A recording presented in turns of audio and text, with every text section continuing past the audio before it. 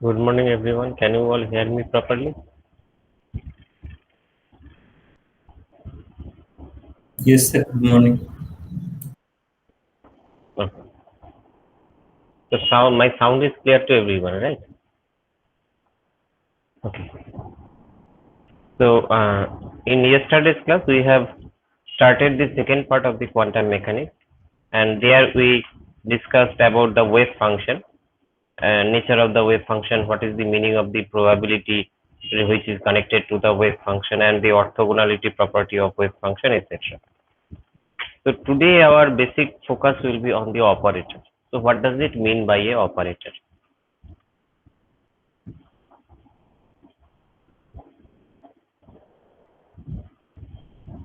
A problem with quantum mechanics is that most of the thing you have to do in form of mathematics. Hardly there is a chance to visualize anything because actually you are dealing with a psi which is a complex number. You are dealing with a wave function which is a complex number, complex quantity. So how can you visualize a complex quantity? It is very much difficult to do that. So most of the time we need to take the help of the mathematics. So mathematics is going to play the key role here. So operator means all the physical quantities that we observe in our daily life, and that is represented as operator in case of quantum mechanics. For example, in our daily life, we measure the position of a object, we measure the momentum of the object, we measure the energy of an object. All these things can be represented in form of operator in quantum mechanics. What is the meaning of operator?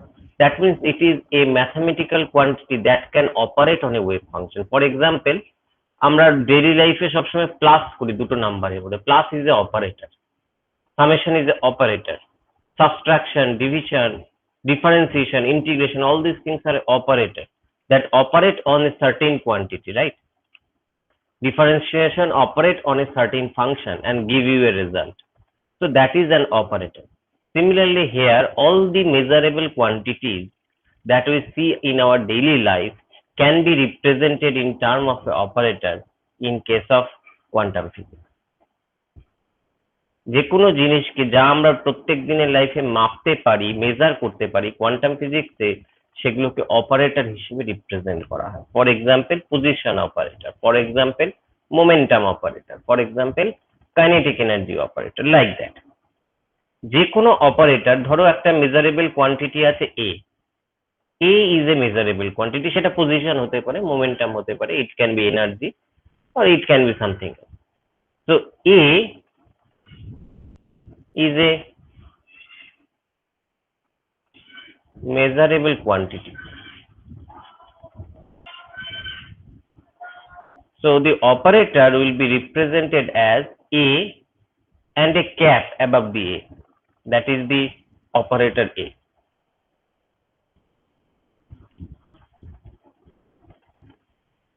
Okay. So this operator A will operate on a wave function psi x comma t, and it will give you a value A and the wave function x comma t. So that means a operator will operate on a wave function and give you a particular value, and it will return the same wave function to you again. কিরকম? একটা example ছোট, for example একটা operator ধরো রয়েছে ddx। তো ddx মনে করো a হচ্ছে ddx, আমি জাস্ট এক্সাম্পল হিসেবে লিখি ddx হচ্ছে a। তাহলে now this ddx is operator and this psi xt মনে করো simply e to the power ax, simply মনে করো, আর কিছু না। Now this operator a psi means what? That means it means ddx over e to the power ax, and if you apply this ddx over e to the power ax, what you are going to get? You are going to get a e to the power ax. So in this case, the operator ddx operates on the wave function e to the power ax and give you the value small a. This is your value. This is the value of the operator. Car value? এটা এই অপারেটরটার value, এই ddx এর value at a particular instant of time. ওকে, এইবার ব্যাপারটা হচ্ছে wave function গুলো বিভিন্ন স্টেটে থাকতে পারে। একই পার্টিকেলের ওয়েভ ফাংশন বিভিন্ন স্টেটে থাকতে পারে, একটা পার্টিকেলের জন্য একাধিক ওয়েভ ফাংশন থাকতে পারে। এবং অ্যাকচুয়ালি ব্যাপারটা যে quantum physics is not that much easy to understand.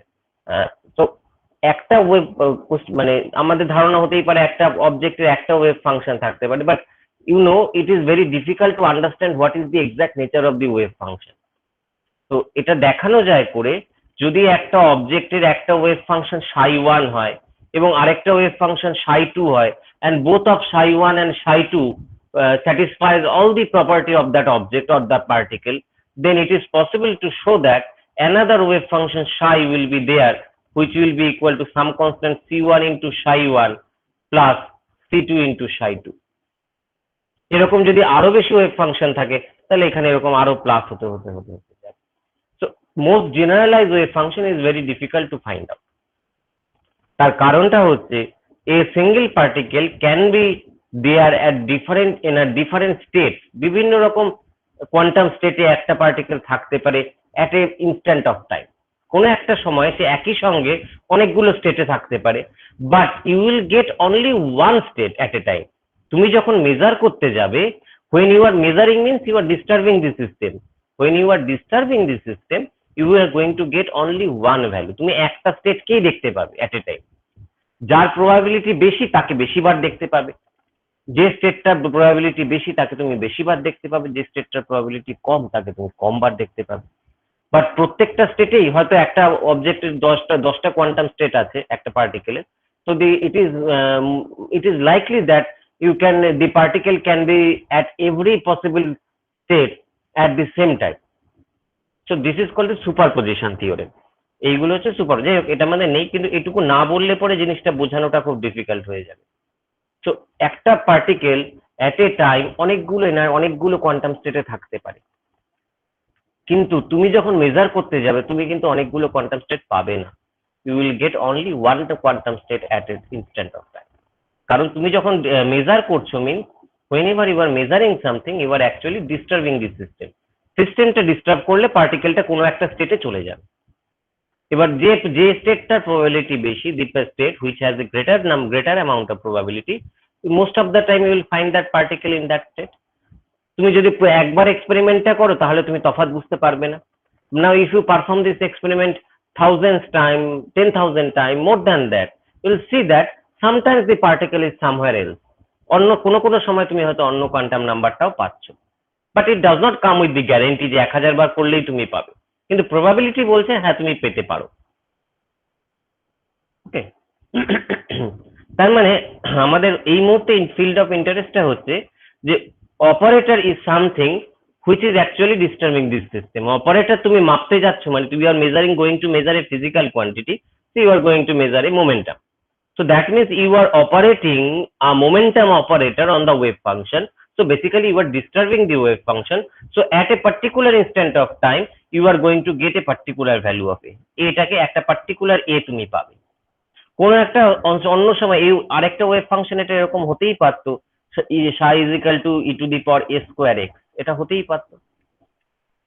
I don't know, এটার প্রবাবিলিটি বেশি সেই জন্য আমি a পেলাম। হয়তো কোনো একটা ইনস্ট্যান্ট অফ টাইমে তুমি মাপলে তুমি a স্কোয়ার পেয়ে গেলে রেজাল্টে। So that is also possible. Okay, so that means so this is basically the operator. So operator কে তার মানে আমরা ম্যাথমেটিক্সে একটা ম্যাথমেটিক্যাল মানে একটা মেজারেবল কোয়ান্টিটিকে আমরা ম্যাথমেটিক্সে অপারেটর হিসেবে ইউজ করব। তাহলে মোমেন্টামের জন্য একটা স্পেসিফিক অপারেটর থাকবে, পজিশনের জন্য একটা স্পেসিফিক অপারেটর আছে, এনার্জির জন্য একটা স্পেসিফিক অপারেটর আছে। সেইগুলো আমরা দেখবো কোনটা কিরকম অপারেটর। অপারেটরের কিছু বেসিক প্রপার্টি আছে। ফর এক্সাম্পল, আলফা যদি একটা অপারেটর হয় আর এটা যদি কোনো ওয়েভ ফাংশন সি এফ এর উপরে কাজ করে, what C is a constant, F is the wave function. আচ্ছা সাই দিয়ে লিখছি, কনফিউশন তৈরি হয়ে যাবে। মনে করো সি সাই এর উপরে কাজ করে, what C is a constant, it will become C alpha psi. C is the constant, এটা একটা প্রপার্টি অপারেটর। অথবা যদি এরকম হয় alpha is operating on a wave function psi and phi, দুটো ওয়েভ ফাংশন আছে, psi আর phi দুজনের উপরে অপারেট করছে, so it will be equal to just alpha operating on psi plus alpha operating on phi. So these are the basically identities related to the operator. এই operator গুলো কিরকম হতে পারে? অপারেটর মনে করো ddx ইজ অ্যান অপারেটর, হ্যাঁ, অথবা কি হতে পারে আলফা d2dx হতে পারে একটা অপারেটর, d2dx2 হতে পারে, বা কি হতে পারে ddt হতে পারে, টাইমের রেসপেক্টে ডেরিভেটিভ হতে পারে, এরকম আর কি। অপারেটরের আরেকটা ইম্পর্টেন্ট প্রপার্টি আছে which is called the commutation relation, whether the operator commutes or not. মনে করো দুটো অপারেটর আছে আলফা আর বিটা, মনে করো দুটো অপারেটর আছে, let alpha and beta are two operators.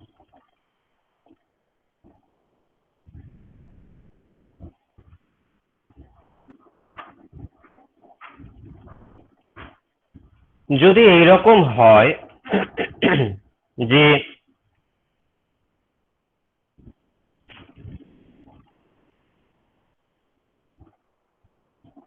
Alpha beta minus beta alpha এটা অপারেট করছে কোনো একটা ওয়েভ ফাংশন psi এর উপরে and the result is 0, if this happens then alpha and beta commutes with each other,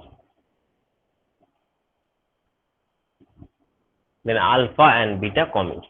এইটাকে ছোট করে এই যে ব্র্যাকেটের মধ্যে এন্টার টার্মটাকে লিখেছি, এইটাকে ছোট করে ব্র্যাকেটে লিখে আলফা, তো third bracket alpha comma beta, তো both of this same thing, এটা লেখা এভাবে লেখাও যা, এভাবে লেখাও তাই, এটাকে ছোট করে এভাবে লেখা হয়। যদি এরকম হয় alpha beta minus beta alpha beta alpha operating on psi and the result is non-zero, then alpha beta do not commute.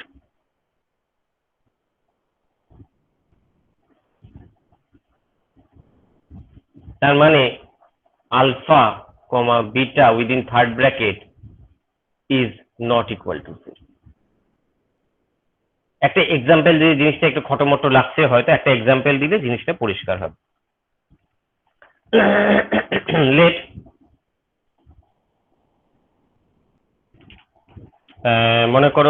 মনে করো আলফা হচ্ছে x,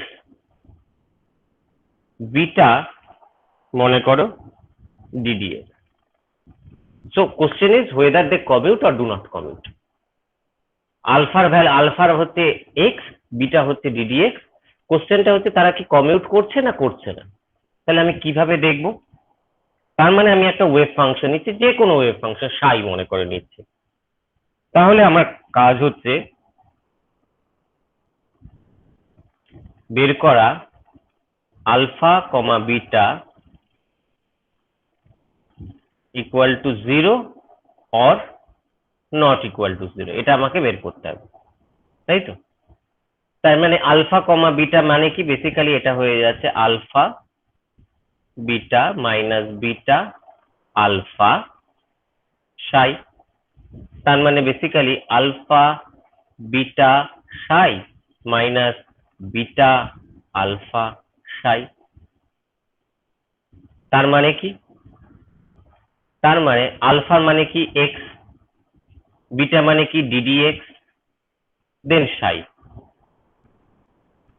is a function of x, okay, psi is a function of psi লিখছি মানে psiটা সবসময় x এর function, minus beta alpha, এখানে আমার লিখতে ভুল হয়েছে, this is not alpha, this is psi, minus beta alpha psi, beta মানে কি ddx, আলফা মানে কি x, দেন psi x। তাহলে করলে কত হয়? এক্স, তার মানে এটা হচ্ছে এক্স ডি সাই ডিএক্স মাইনাস, এইবার দেখো ddx of x into Sai x আছে, তাহলে এই ডিফারেন্সিয়েশনটা করতে গেলে কি হয়ে যাবে আমার, প্রথমে এক্স কনস্ট্যান্ট ডি সাই ডিএক্স করলাম,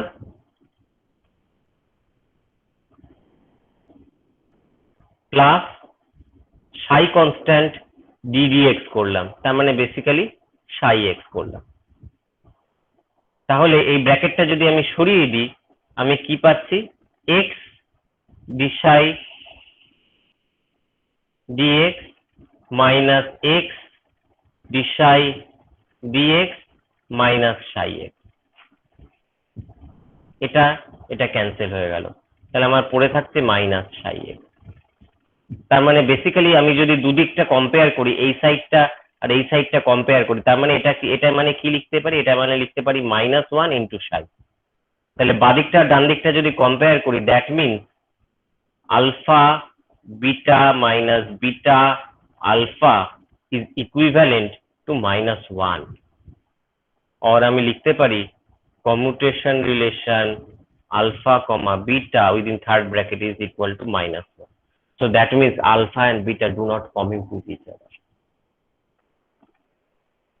তো কমিউট করছে কিরকম রিলেশনের ক্ষেত্রে, একটা এক্সাম্পল দেখা যাক। Let x is equal to ddx, sorry not x, alpha. Let alpha is equal to ddx, beta is equal to d2 dx2. That means alpha comma beta within third bracket psi means alpha beta minus beta, ভেঙেই লিখি একবারে, বারবার step লিখতে পারছি না, alpha beta psi minus beta alpha psi, that means alpha means ddx into d2 dx2 psi minus d2 dx2 into ddx psi. So this means d cube dx3 psi minus d cube dx3 psi. So this means 0. So that means alpha beta, the relation, commutation relation is 0. So that means alpha and beta commutes with each other. তো এটা বোঝা গেল না, গেল না? দুটো example দিয়ে আমি দেখালাম কোন ক্ষেত্রে আমি বলবো কমিউট করছে আর কোন ক্ষেত্রে করছে না। এই এক্সাম্পলে করলো না, এই এক্সাম্পলে করলো। So tell me whether this is clear to you or not. হ্যাঁ স্যার, বোঝা গেছে। কারোর কোনো কনফিউশন আছে? কারণ এই পার্ট থেকে কিন্তু মেইনলি ম্যাথমেটিক্সই আসবে, তো এগুলো বুঝতে না পারলে পরে গিয়ে করাটা ডিফিকাল্ট হয়ে যাবে। ওকে, তাহলে ধরে নিচ্ছি সবাই বুঝতে পেরেছো। কারোর যদি কোনো কোশ্চেন থাকে প্লিজ আস।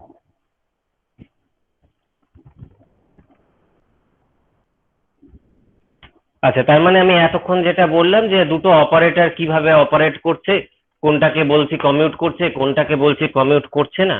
এবার কোশ্চেন হচ্ছে যে অপারেটর, তাহলে ফিজিক্যাল অপারেটর গুলো আমি পাবো কি করে, মানে পজিশন অপারেটর আমি কিভাবে পাবো, মোমেন্টাম অপারেটর আমি কিভাবে পাবো, এনার্জি অপারেটর আমি কিভাবে পাবো, সেগুলো কোনটা আমি কিভাবে পাবো।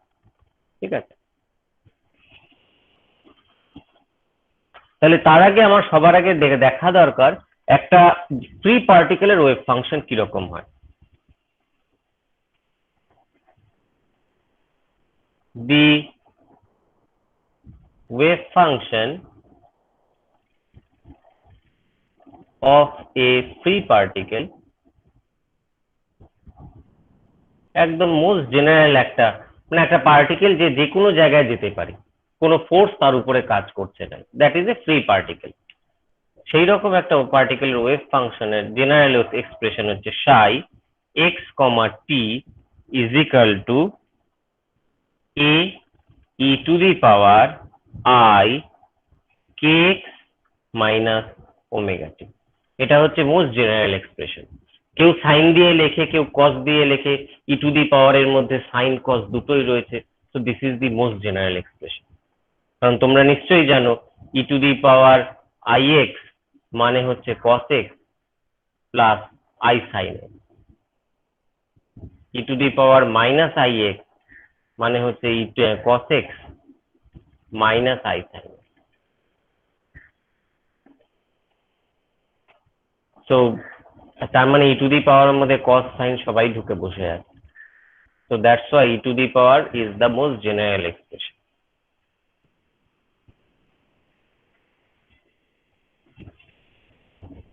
তাহলে this is the expression of a most general wave function of a free particle. পার্টিকেলটা ফ্রি ধরা হয়েছে, এটা কিন্তু সবসময় মনে রাখবে। এই ক্ষেত্রে পার্টিকেলটা ফ্রি।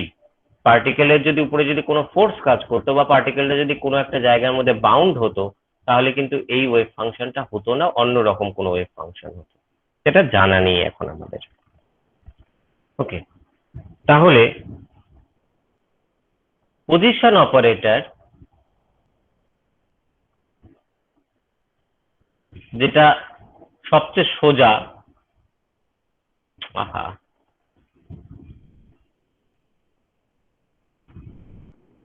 পজিশন অপারেটরকে লেখা হয় এক্স ক্যাপ দিয়ে, that which is basically nothing but x. Position operator বের করতে গেলে তোমাকে সিম্পলি এক্স দিয়ে গুণ করতে হবে, ওয়েভ ফাংশনটাকে এক্স দিয়ে গুণ করতে হবে, করে দেখতে হবে সে তোমাকে কি ফেরত দিচ্ছে।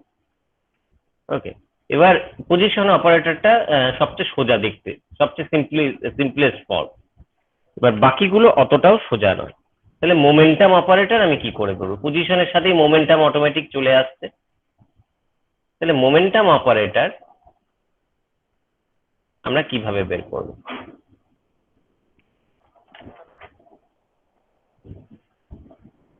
এই ইকুয়েশনটা, এটাকে আমি ইকুয়েশন নাম্বার 1 লিখলাম। এই ইকুয়েশনটাকে আমি এক্স এর রেসপেক্টে যদি ডিফারেন্সিয়েট করি তাহলে আমি কি পাবো? Del del x of psi x টি। কেন এটা পার্শিয়াল ডেরিভেটিভ করলাম? কারণ এটা এক্স এরও ফাংশন, টি এরও ফাংশন। ওকে, তাই পার্শিয়াল ডেরিভেটিভ করলাম, অর্থাৎ টি কে কনস্ট্যান্ট রেখে এক্স এর রেসপেক্টে ডেরিভেটিভ করলাম। সেটা যদি আমি করি তার মানে আমি কি করছি? Basically a del del x of e to the power i k x minus omega t. তার মানে আমি কি করছি? এ এটাকে ডিফারেন্সিয়েট করলে সামনে আসবে হচ্ছে i k e to the power i k x minus omega t. তার মানে it is nothing but I k psi x. ওকে, এখন আমি কিছু মোমেন্টাম জাতীয় কিছু পাইনি। এইবার আমি বাঁদিকে আর ডান দিকে I am multiplying the left hand side and right hand side with minus H cut. Multiplying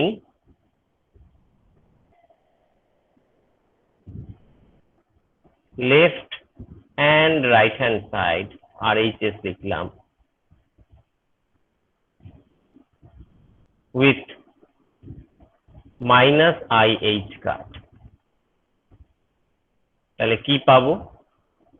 যদি বোথ সাইডে মাইনাস আই এইচ কাট দিয়ে আমি গুণ করে দিই, I am going to get minus I H cut del del x of psi x t is equal to minus I H cut into A I K psi x।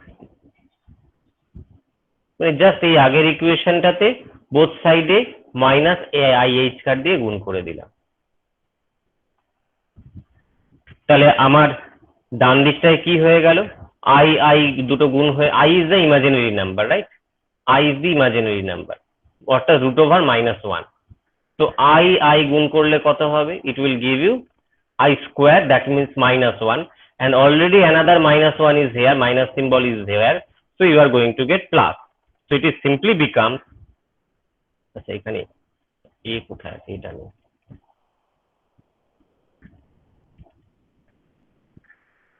it will simply become h cut k psi xt. Now remember what was h cut k? আমরা already h cut k দেখেছি যখন আমরা phase velocity group velocity করেছি বা তার আগে যখন D ব্রগলিজ hypothesis করেছি। তো h cut k is nothing but the momentum. So this is px into psi xt. তোমাদের মনে আছে কিনা জানি না, মনে থাকলে ওই জন্য আরেকবার বলে দিচ্ছি। ফ্রম ডি ব্রগলিজ হাইপোথিসিস আমরা কি পেয়েছি? Lambda is equal to h by p, তার মানে p is equal to h by lambda. তার মানে কেউ চাইলে এটাকে লিখতে পারে h by twice pi into twice pi by lambda. h by twice pi মানে হচ্ছে h cut, twice pi by lambda মানে হচ্ছে k. So p momentum is basically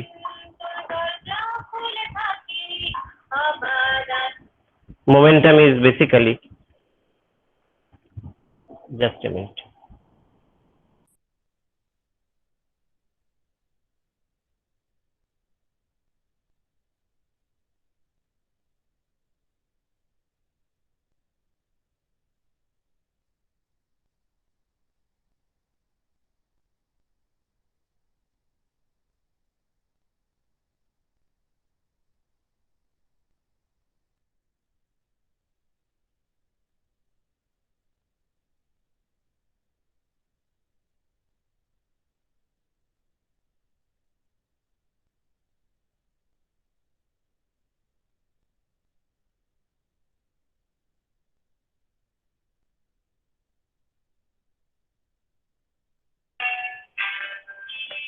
So I was telling that, so that means this is px, so this is p, this is p. So now compare the left hand side and right hand side. That means you get px means ps is x is equivalent to I h cut, so minus I h cut del del x. Compare the left hand side and right hand side. ডান দিক আর বাদিক compare করে দেখো, সাই x দুদিকেই রয়েছে। সাই extra যদি বাদ দিয়ে দিই তাহলে আমার ডান দিকে পড়ে থাকছে কি px, বাঁ দিকে কি পড়ে থাকছে minus I H cut del del X. So that means px is equivalent to minus I H cut del del X. তাহলে এখন থেকে আমরা মোমেন্টাম অপারেটরকে এইভাবে লিখব। So momentum is this one, momentum is this thing, এটাই হচ্ছে আমার মোমেন্টাম। আচ্ছা, এটা কেন সবসময় পি এর তলায় এক্স লিখলাম? কারণ we are considering about the one dimension only, আমরা শুধু এক্স এর ডাইরেকশনটাকে কনসিডার করছি। কেউ চাইলে এটাকে থ্রি ডাইমেনশনেও লিখতে পারে। থ্রি ডাইমেনশনে যদি এটাকে কেউ লিখতে যায় তাহলে অপারেশনটা, তাহলে মোমেন্টাম অপারেটরটা পি হয়ে যাবে মাইনাস আই এইচ কাট যেমন ছিল তেমনি ইন্টু ডেল। ডেল মানে কি তোমরা ভেক্টরে অলরেডি করেছো, ডেল মানে হচ্ছে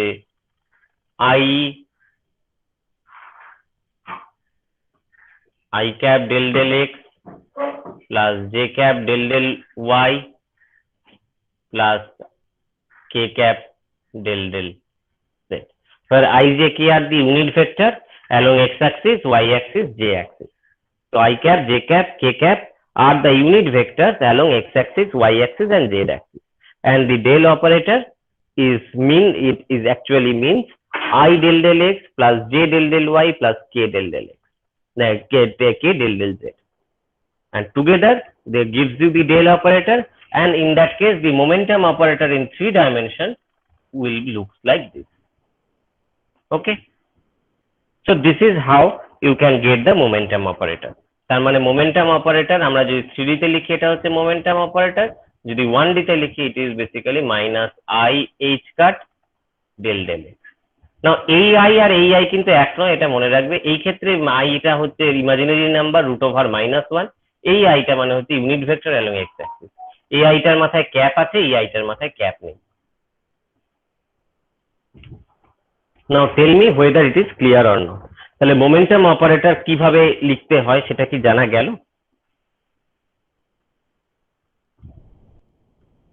হ্যাঁ স্যার। ওকে, নেক্সট থিং, তাহলে আরেকটা, এটা তো গেল মোমেন্টাম অপারেটর। পজিশন অপারেটর তো আমরা জেনেই গেছি, position operator is the simplest form of the operator, সেটা বেসিক্যালি তাহলে মোমেন্টাম অপারেটর হলো, আমরা আর কি দেখতে পারি? এনার্জি অপারেটর বের করতে পারি।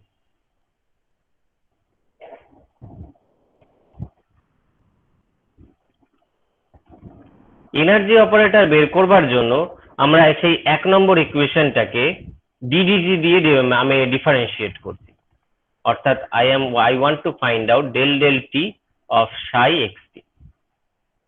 That means del t of a e to the power I kx minus omega t. So that means a del t of e to the power I kx minus omega t. So that means a into minus I omega, উল্টে লিখছি, differentiate করলে হবে I omega into a e to the power I kx minus omega t. So that means minus I omega psi x comma t. So I am again getting back the same wave function again with a minus I omega before that. So this is what these del t operators do on this wave function. তার মানে del t এর ভ্যালুটা কত হচ্ছে আমার এক্ষেত্রে I omega, কিন্তু এটা এনার্জি নয়, তো আমার এনার্জি দরকার। So to find out the energy, I am multiplying this equation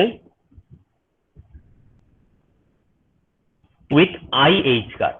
I am multiplying the both side of this equation. এই যে আমি যে ইকুয়েশনটা পেলাম ডিফারেন্সিয়েট করে, সেটার বোথ সাইডে আমি IH cut দিয়ে গুণ করছি, multiplying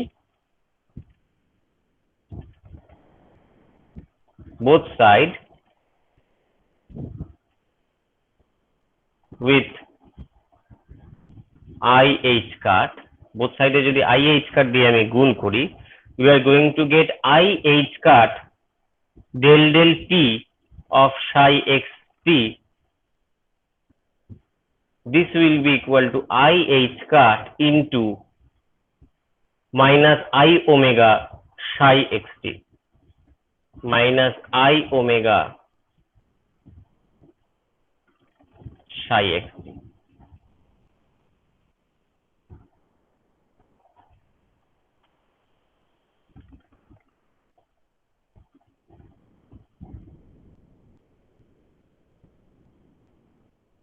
So this means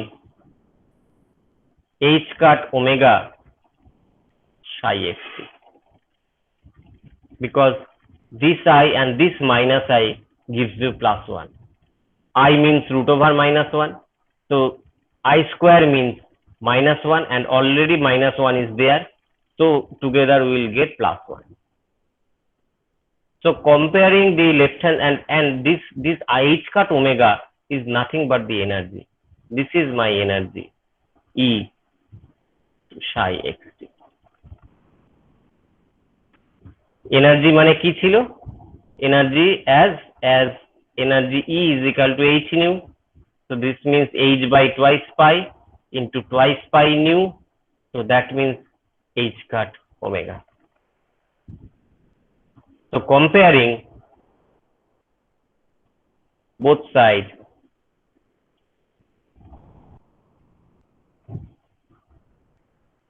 energy operator E is actually I H cut del t. So this is how we can get the energy operator. এই হচ্ছে energy operator. So is this clear? Energy means total energy. So is this clear? তাহলে energy operator কিভাবে লিখবো, momentum operator কিভাবে লিখবো, সেটা কি বোঝা গেল না গেল? Yes, sir. Yes, sir. ওকে। আর কি কি অপারেটর আমরা পেতে পারি? ফর এক্সাম্পল কাইনেটিক এনার্জি পেতে পারি। মানে অসংখ্য অপারেটর আছে, যে কটা আমাদের লাগতে পারে আমি সে কটাই লিখছি। কাইনেটিক এনার্জি, কাইনেটিক এনার্জি যাকে যদি আমি ই কে লিখি, ই সাফিক্স কে লিখি, কাইনেটিক এনার্জি মিনস নর্মালি আমাদের P square by twice M. This is the relation between momentum and kinetic energy. তাহলে কাইনেটিক এনার্জি অপারেটরটা কিরকম হবে? তাহলে The kinetic energy operator will be equal like just like this.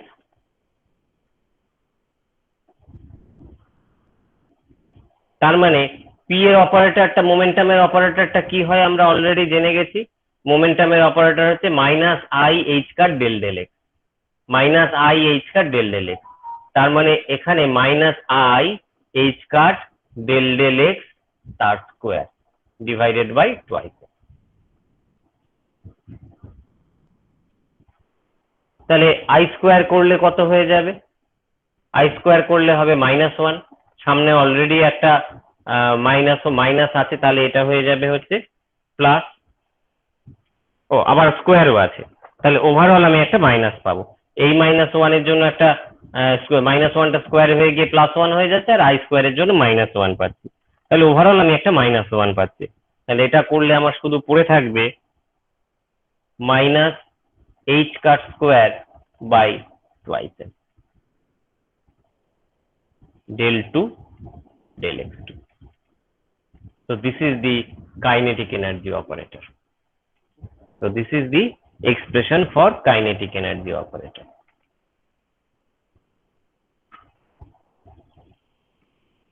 ধরা যাক say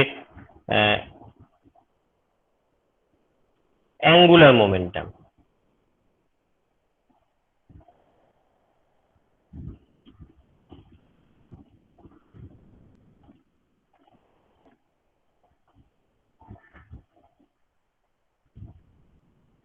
Normally angular momentum বলতে কি বোঝায় vectorically angular momentum A is equal to r cross p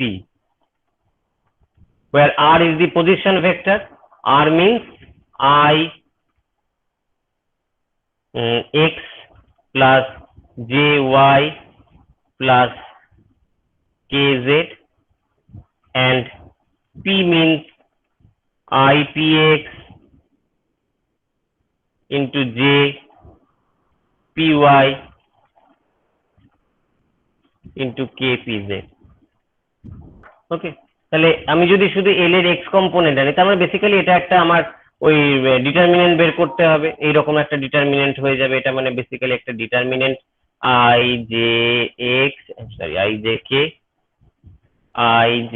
কে আয়ের তলায় আর এর জন্য আসবে এক্স ওয়াই জেড পি এর জন্য আসবে P X P Y P Z এইগুলো আমাকে ক্যালকুলেট করে বের করতে হবে তার মানে এখান থেকে আমি এল এর এক্স কম্পোনেন্ট পাবো ওয়াই কম্পোনেন্ট পাবো জেড কম্পোনেন্ট পাবো সেটা ডিটারমিনেন্টের ক্যালকুলেশন সেটা আমি করছি না আমি জাস্ট একটা এল এক্স এর একটা কম্পোনেন্ট আমি ডিরেক্ট লিখে দিচ্ছি এল এক্স এর কম্পোনেন্টটা আমি পাবো যদি ওই ম্যাট্রিক্স থেকে ক্যালকুলেট করি ডিটারমিনেন্ট থেকে ক্যালকুলেট করি আমি পাবো Y P Z minus Z P Y মানে বেসিক্যালি দেখো এল এক্স এর কম্পোনেন্টের মধ্যে এক্স নেই ওয়াই পিজেড আছে জেড পিওয়াই আছে তার মানে এল এক্স এর যদি অপারেটর নিই সেটা হয়ে যাবে Y P Z operator Y operator P Z operator minus Z operator P Y operator তার মানে ওয়াই অপারেটরের ভ্যালু হচ্ছে ওয়াই পিজেড অপারেটরের ভ্যালু হবে minus I H cut del del Z minus Z অপারেটরের ভ্যালু হবে জেড আর পিওয়াই অপারেটরের ভ্যালু হবে minus I H cut del del Y operator গুলো ভ্যালু শুধু আমি সিম্পলি বসিয়ে দিলাম ওয়াই অপারেটর মানে হচ্ছে ওয়াই জেড অপারেটর মানে হচ্ছে জেড পিজেড অপারেটর মানে I H cut del del Z P Y operator মানে হচ্ছে I H cut del del Y শুধু এই ভ্যালুগুলো আমি বসিয়ে দিলাম এন্ড করে যদি একটু সিম্পলিফাই করি তাহলে আমার রেজাল্ট দাঁড়িয়ে যাচ্ছে minus I H cut Z del del Y minus sorry লিখতে ভুল হলো Y del del Z minus z del del y.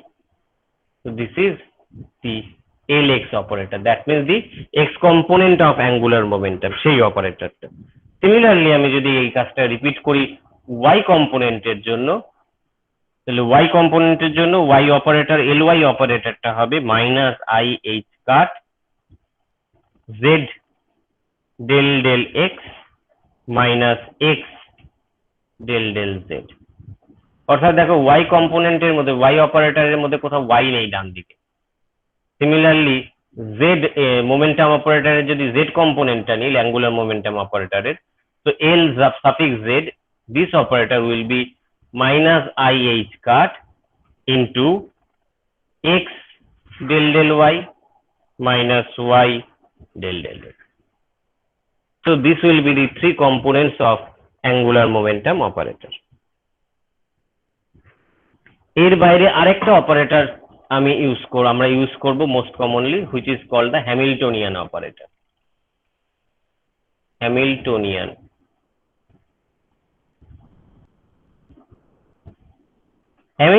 operator is nothing but the total energy. Total energy means kinetic energy plus potential energy. So Hamiltonian means actually H is equal to, Hamiltonian কে H দিয়ে লেখা হয়, এটা basically kinetic energy plus potential energy. Kinetic energy হচ্ছে p square by twice m, আর potential এনার্জির সাধারণত VR। তার মানে H অপারেটরটা হয়ে যাবে, H অপারেটর, V এর নেচারটা বিভিন্ন হতে পারে, V এর নেচারটা that depends on the problem. V এর নেচারটা, V is a function of R, R means position, কিন্তু V এর এক্সাক্ট নেচার পাওয়াটা খুব difficult, that not difficult, that actually problem dependent. কোনো প্রবলেমের জন্য V এর একরকম নেচার হয়, অন্য প্রবলেমের জন্য হয়তো অন্যরকম নেচার হবে। তো V এর নেচারটা স্পেসিফিক্যালি আলাদা করে বলা সম্ভব নয় যে সেটা সবসময় একই রকম হবে। V is dependent on the problem, যে প্রবলেমটা তুমি সলভ করছো তার উপরে ডিপেন্ড করবে V কেমন হবে। ফর এক্সাম্পল, তুমি হয়তো একটা স্কোয়ার পোটেনশিয়াল ওয়েল সলভ করছো, তার জন্য যা V হবে, তুমি যদি একটা সিম্পল হারমোনিক অসিলেটরের জন্য করো তার ভিটা একটু আলাদা হবে। So V will depend on the nature of the problem. তাহলে ভিটাকে যদি V হিসেবেই লিখি, তাহলে হ্যামিল্টনিয়ান অপারেটরের মানেটা দাঁড়াবে হচ্ছে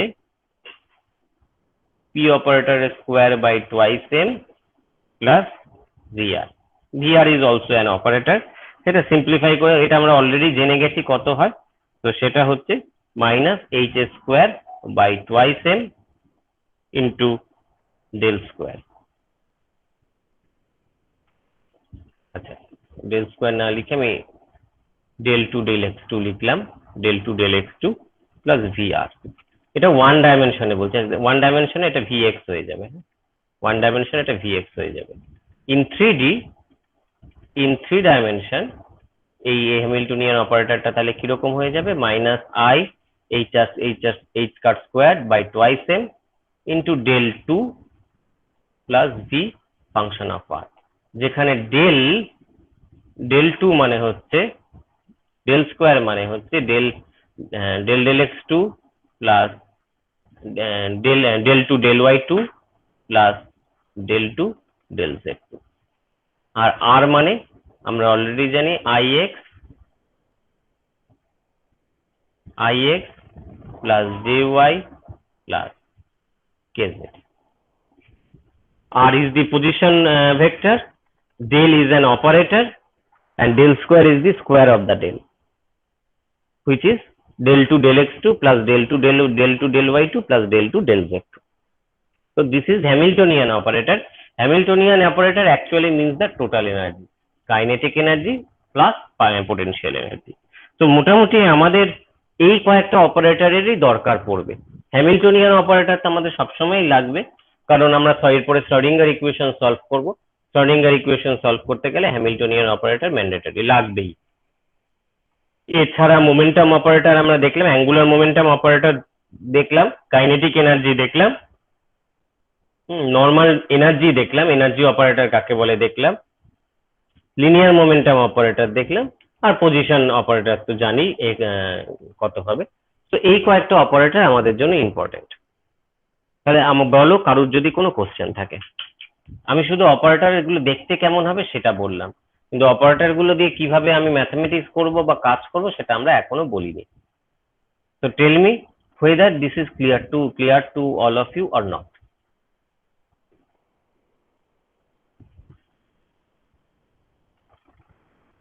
কারোর কোনো কোশ্চেন, কারোর কোনো প্রশ্ন নেই? সবাই বুঝতে Yes, পেরেছো? sir. That's very amazing. ওকে, তাহলে কারোর যদি ইয়েস কোনো স্যার বোঝা গেছে। ওকে, তাহলে কারোর যদি কোনো প্রশ্ন না থাকে তাহলে আজকের ক্লাস এখানেই শেষ করব। আর কারোর যদি কোনো প্রশ্ন থাকে জিজ্ঞাসা করতে পারো। নেক্সট ক্লাসে আমরা প্রথমে দেখব expectation value of the operator, অর্থাৎ একটা অপারেটর অপারেট করলে আমি কি বললাম যে অনেকগুলো ওয়েভ, একটা পার্টিকুলারলি অনেকগুলো ওয়েভ ফাংশন থাকতে পারে, কিন্তু অ্যাট এ টাইম আমরা একটা ওয়েভ ফাংশনই পাবো। কিন্তু যদি ওয়েভ ফাংশন অনেকগুলো হয় তার মানে অপারেটর গুলো অ্যাট এ টাইম এক একটা সময় এক এক রকম ভ্যালু দেবে। মানে একটা ওয়েভ ফাংশনের এক্স ধরো একটা ওয়েভ ফাংশনের উপর অপারেট করে x1 দিল, আরেকটা ওয়েভ ফাংশনের উপর অপারেট করে x2 দিল, কিন্তু দুটো ওয়েভ ফাংশন একই পার্টিকুলার ওয়েভ ফাংশন। তার মানে আমাদের যেটা দরকার, কোনো যদি অপারেটর যদি অপারেট করে, তাহলে আমাদের যেটা দরকার সেটা হচ্ছে একটা অ্যাভারেজ ভ্যালু দরকার। That average value in terms of quantum mechanics is called the, এইমাত্র কি বললাম, it's called the expectation value. Average ভ্যালুটাকে কোয়ান্টাম মেকানিক্স এর ভাষায় বলা হয় এক্সপেকটেশন ভ্যালু। অর্থাৎ একটা অপারেটর যদি কোনো ওয়েভ ফাংশনের উপর অপারেট করে সে একটা ভ্যালু দেবে, ঠিক আছে, সেই ভ্যালুটা হচ্ছে ওই অপারেটরের ভ্যালু। তার মানে একটা পজিশন অপারেটর একটা ওয়েভ ফাংশনের উপর অপারেট করে একটা ভ্যালু দেবে, সেটা বলে দেবে ওই ওয়েভ ফাংশনটার জন্য তাহলে ওই পজিশনটা কত হবে। কিন্তু নট নেসেসারিলি একটা ফাংশনের একটা পার্টিকুলার একটাই ওয়েভ ফাংশন থাকবে, তার একাধিক ওয়েভ ফাংশন থাকতেই পারে। তুমি একটা ইনস্ট্যান্টে একটা ওয়েভ ফাংশন পেয়েছো, তার মানে তো তাই না তার একটাই ওয়েভ ফাংশন আছে, তার অনেকগুলো ওয়েভ ফাংশন আছে। এবার অন্য কোনোবার তুমি এক্সপেরিমেন্টটা পারফর্ম করতে গিয়ে আরেকটা ওয়েভ ফাংশন পেলে, তার জন্য এক্স এর আরেকটা ভ্যালু পেলে, তাহলে আমাকে কি করতে হবে? তাহলে আমি কি বলবো, বারবার করে এক্স এর ভ্যালু চেঞ্জ হয়ে যাচ্ছে তা তো নয়। তাহলে আমরা বলবো যে এক্স এর একটা অ্যাভারেজ ভ্যালু নেব। তাহলে average value means the expectation value. তাহলে পরের দিন ক্লাসে আমরা শিখবো প্রথমে এক্সপেকটেশন ভ্যালু কি করে বের করে। ওকে, তারপরে সময় থাকলে আমরা শ্রোডিঙ্গার ইকুয়েশনটা দেখে নেব। সো আর এক্সপেক্টেড একটা সপ্তাহ মানে 3টে থেকে 1.5 সপ্তাহ মানে 4টে ক্লাসের মধ্যে শেষ হয়ে যাবে। আর তোমাদের পরীক্ষার কিন্তু সময় কাছাকাছি চলে এসছে, তো প্রিপেয়ার ইয়োরসেলফ। তো আজকের মতো ক্লাস এখানেই শেষ করছি। যদি কারোর কোনো প্রশ্ন থাকে তোমরা জিজ্ঞাসা করতে পারো, আদারওয়াইজ আই এম স্টপিং।